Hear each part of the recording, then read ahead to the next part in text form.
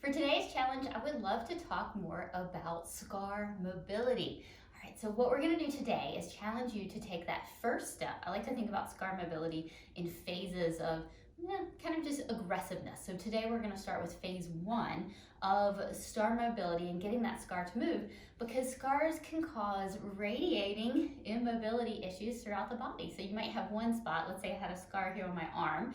We're going to mainly talk about C-section scars in a minute.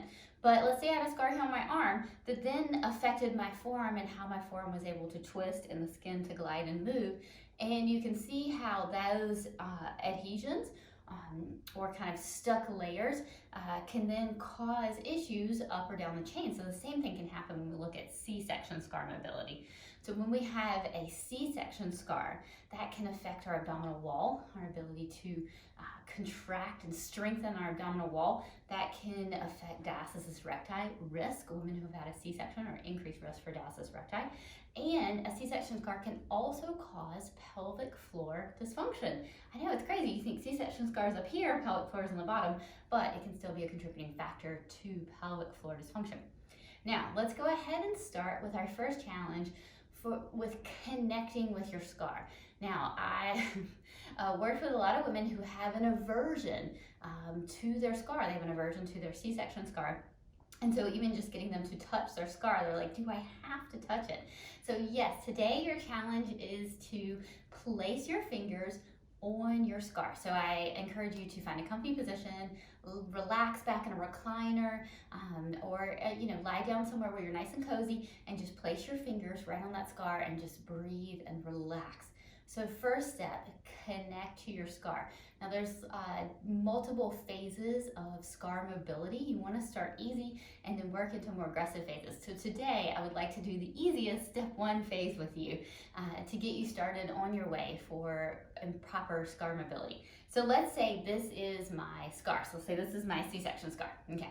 So what you're going to do for our phase one is first you're just going to become okay with that scar. You're going to let go of maybe any ill feelings or trauma or things that you're holding on to, emotional things tied in with the scar. Easier said than done, but you've got to start that process somewhere. And then what we're going to do is start moving the tissue around the scar. So what I want you to do, so if this is my C-section scar, I want you to take your fingers and gently press down lightly on the tissue and then kind of move it back and forth, up and down, side to side, maybe some little circles. So you're just gonna go around the edge of the scar, making sure that the tissue moves. And if you go up and down, you're like, wow, this direction moves a lot. But when I try to go sideways, wow, it feels really, kind of stuck. Then do more sideways, okay? So that first step is you don't have to touch and move on the scar. That first step is simply to make sure the tissue around the scar is gliding.